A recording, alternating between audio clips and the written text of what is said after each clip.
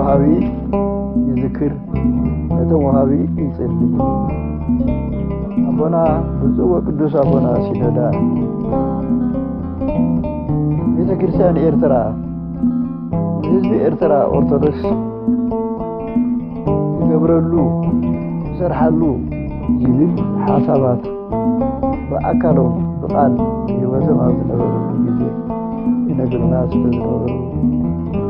حبسنا بأم وسن يبلو من الباش بزوج قدوس أبونا سيندا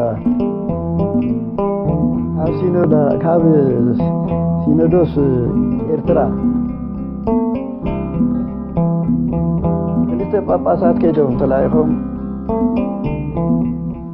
بانطونيوس إرنا خالد من شيء مليون حتى قريبهم لهم أي حق كريستياننا يكونن حق كريستياننا كومو أيكونن بانطونيوس بدل انتلوهم تخصوهم بحق مسارات كأتوم أورينتال بحال حق رئيناها إنه وردنا تنبت لاتم أورينتال زبحالوها بزوء قدوس أبونا أولا فيليبوس أفتشمولو جزيه ندق خيدوم أو نأرام زتبحالو نايتي محبر ديك أمان برز نورو أنا تخطي لي مسؤول كيده تقبلوا منا بصبق تقبلوا منا تقبلنا لنا حوي شنودا نجيرو منو سلوزهونو نحن حمشتن إرنا هجيش هادشتا كم مخانكم يبشركم تقبلوا منا نيرا لازم مقبال زي بتدس أنحى مسارات أي تسرحون أي تتكبرون أبونا سيندا زفرمولو أبونا سيندا أبونا فيليبوس قدامي باترارك زفرمولو تحس كخالق نجارات أبرسي عليو سينودوس نهنا إرترا حق فراس كوينو بسرحو نجارات كبتصلي حق بيت كريستياننا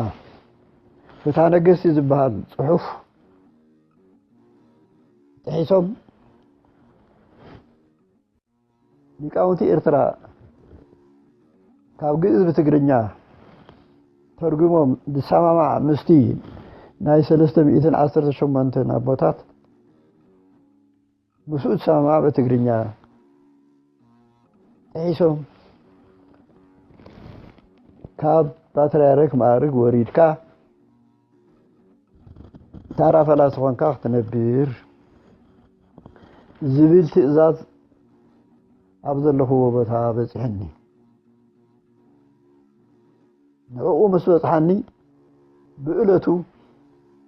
أي جيجايو حق حلفكم يكون تقبروا ذلكم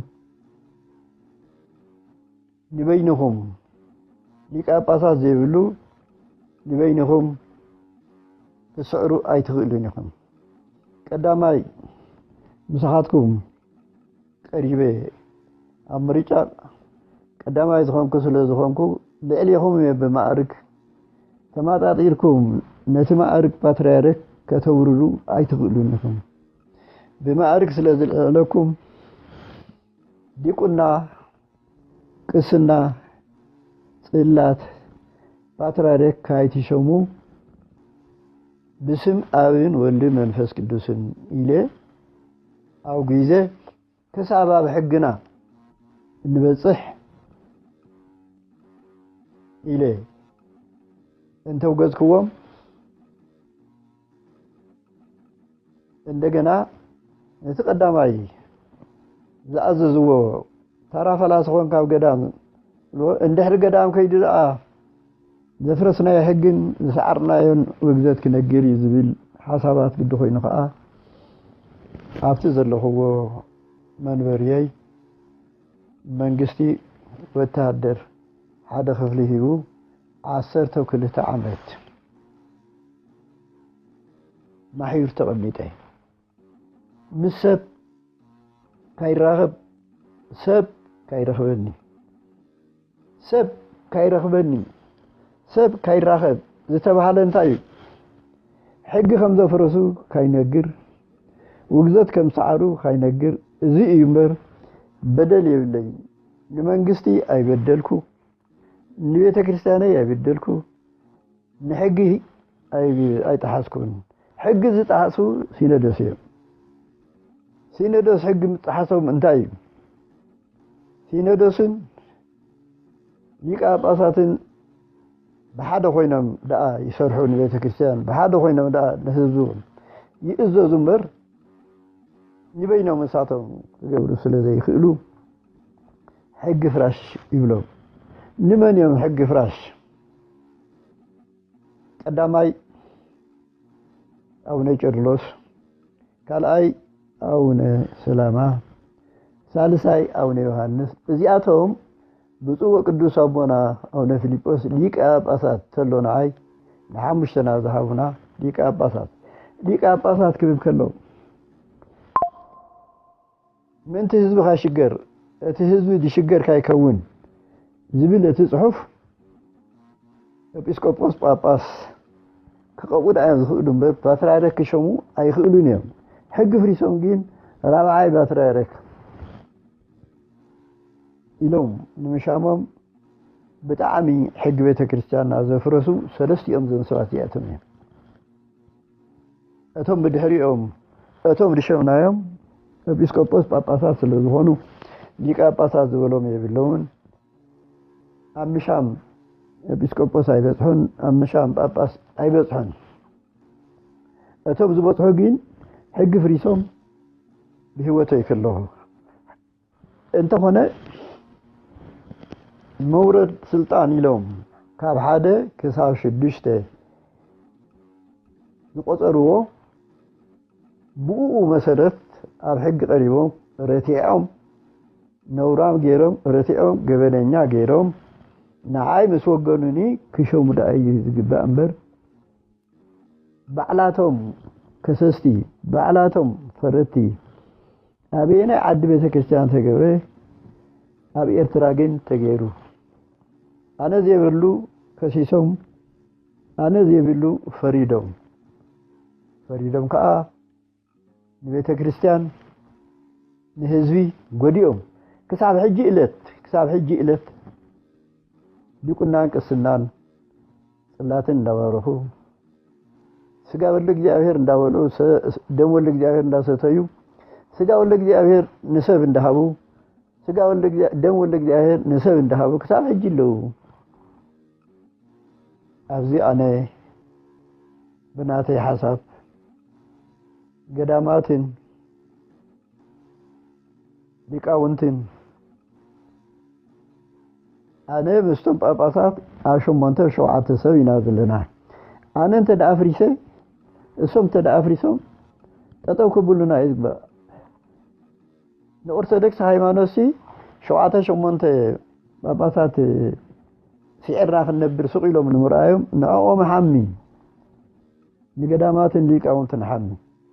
انا جيغا انت داليني اتي جيغا انت دامينلو بتي جيغا كاتي مصحف فتانجس زبها المصحف اتنا ليك او انت مصحف انت دا اسو عزيز لي انا خلقسمو ام سياناتك وي سعرت بحقي وي موتيو باترارك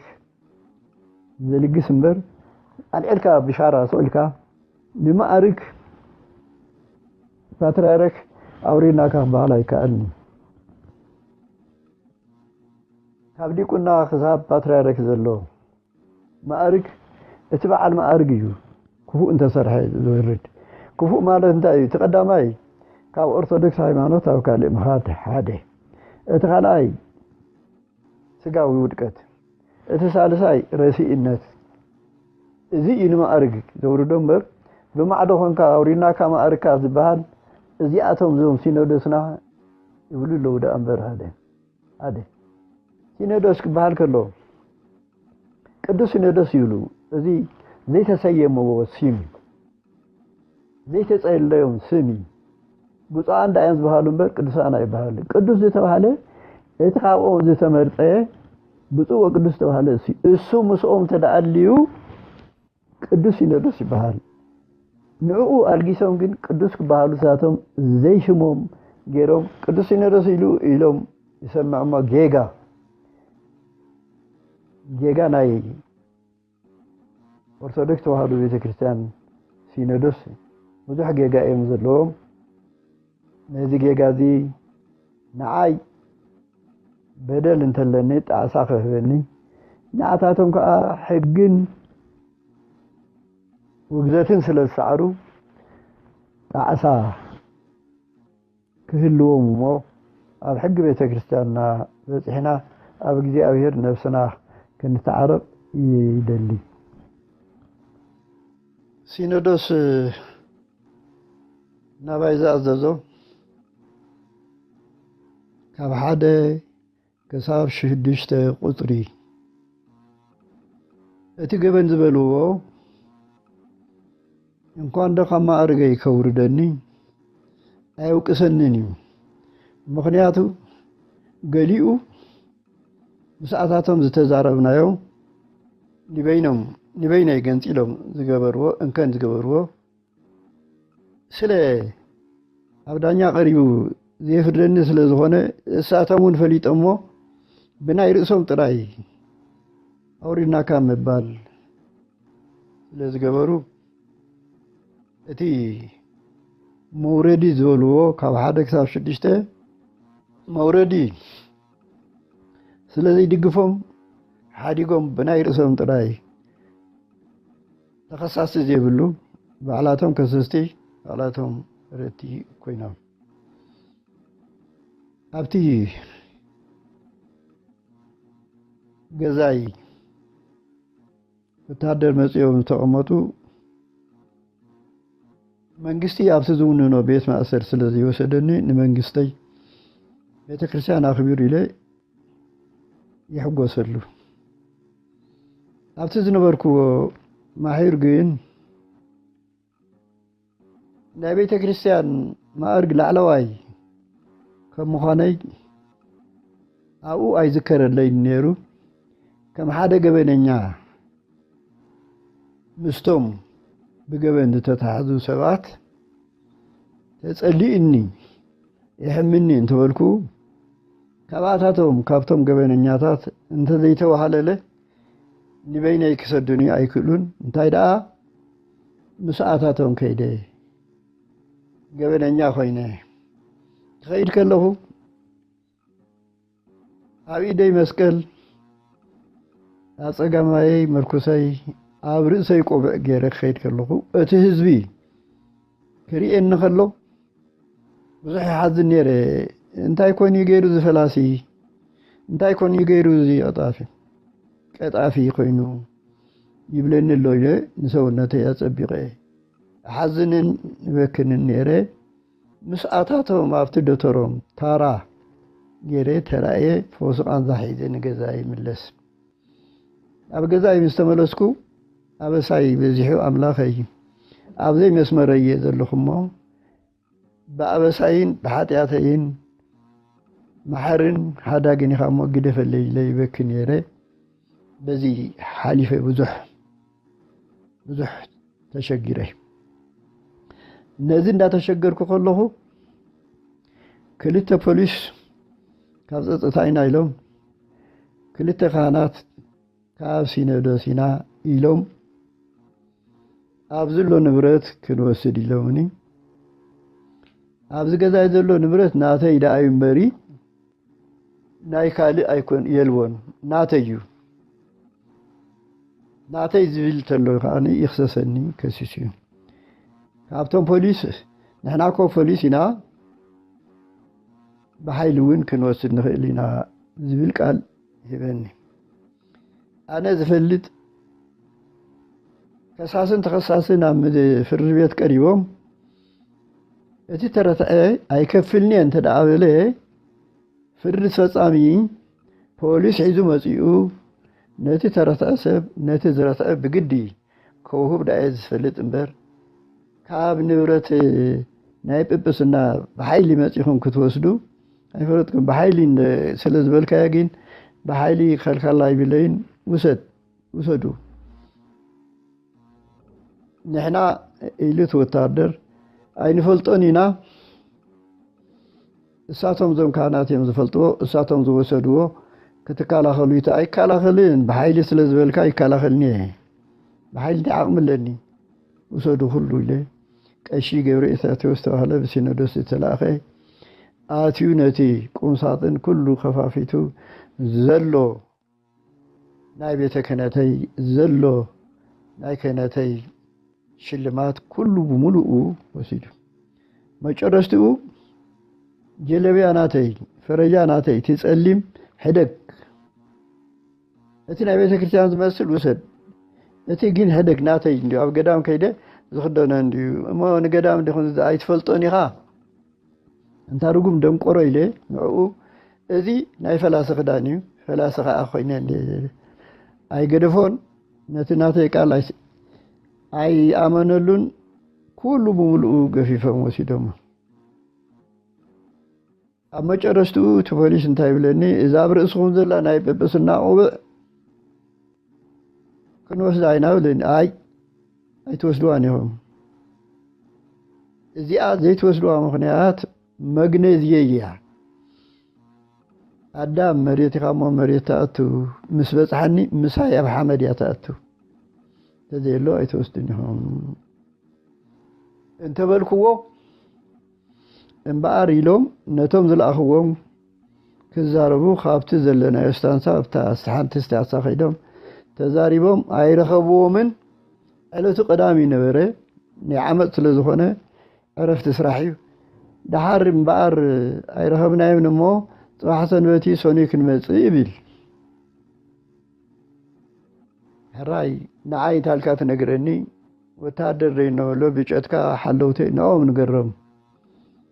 ኢለዮም ከይዶም ሰኑይ ኣይመፁን ሰሉስ መፅኦም ክልቲኦም ፖሊስ ክልቲኦም ካህናት ቶም ናይ ቅድም መፅኦም ኩሎም ዝሓለፈ እዩ ኣእምሮይ ብጣዕሚ ተዛዊሩኒ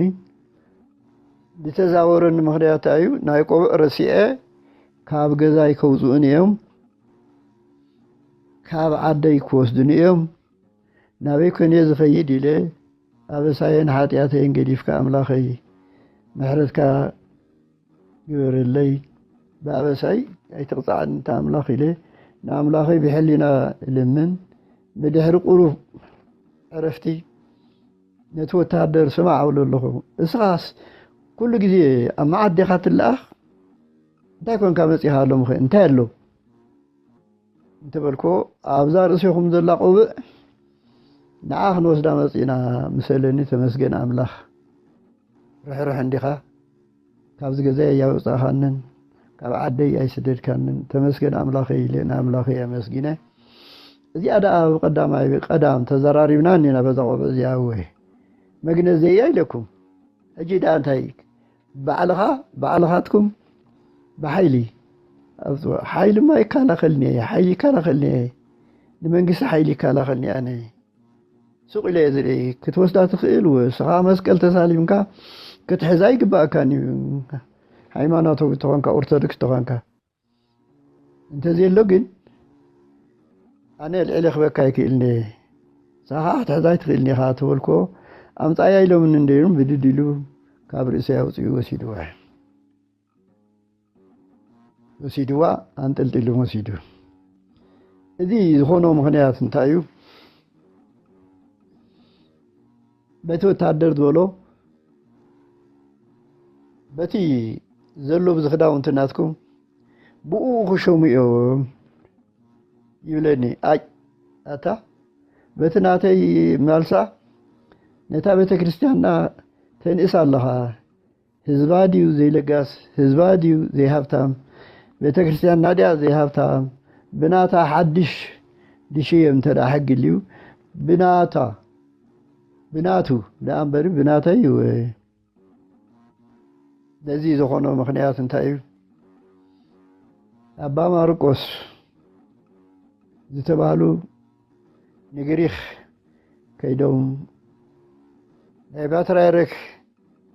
زلوسو مارك كداونتك حاتيتهم ገንዘብ ሒዞም ከይዶም ካብቶም ኦሪየንታል ዝበሃሉ بتخكل شيء امتدأ خوينو كاو صحف كيمصاها بገንዘብ አይን ስስእኒና አይን ሸይጥኒና ኢሎም ከልክሎም መጽየም ምስ መጹ ኣብዚ ደሎ ናይ ባንጠንዮስ ኢሎም እዮም ዝመጹ ኣብዚ እቶም አንተ ወይ በደለኛታት የምዝበልኩ ሕጂ ኸ በደለኛታት ብሎም ኣለኹ አባ ጨርሎስን አባ ሰላማን አባ ዮሐንስን አነ ክሽየም ከለኹ ዝባረኽዎ ደድሕሪ ቅዱስ አቦና ነቲ ክዳናተይ ዝባረኽዎ ካልኣይ ተሓዲጉ መጺእዎም ካልኣይ ካባረኽ ካልኣይ ቡራኬ ክገብሩ ኣይምተገበኦምን ነቲ ሕጊ ምፍራስ ግን ድሌቶም ስለ ዝኾነ ንሕጊ ፍሪሶም ካልኣይ በቲ ናተይ ክዳን በቲ ናተይ ቆብዕ በቲ ናተይ መስቀል ኩሉ ራብዓይ ባትራረክ ኢሎም አባ ጨርሎስ እዚ ራብዓይ ባትራረክ ማለት ህይወተይ ከሎ ኣይበሃልኒ ተባሂሉ ግን በባ ጨርሎስን በባ ሰላማን በባ ዮሐንስ ተባሂሉ ነቲ ሕጊ ቤተ ክርስቲያንና ኣፍሪሶም ካልኣይ ባሪኾም ካልኣይ ነባ ዲዮስቆሮስ ሂቦም በቲ ክዳን ክልተ ግዜ ተባረኸ ዝተኸድኑ ሰብ ነብሶም ይሓር እንታይ ረኸቡ ኣብዚ ሕጂ 6 ወርሒ ምስ ገበርኩ ዝሰምዖ ዘለኹ ብዙሕ መከራን ብዙሕ ጭንቀትን ኣእምሮ መጥፋእን ብድሕሪ ብዙሕ ዓመታት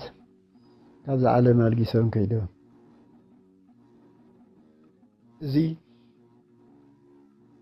እቶም ኣልበስቲ እቶም ባረኽቲ ጣዕሳ ክህቦም እሞ ነብሶም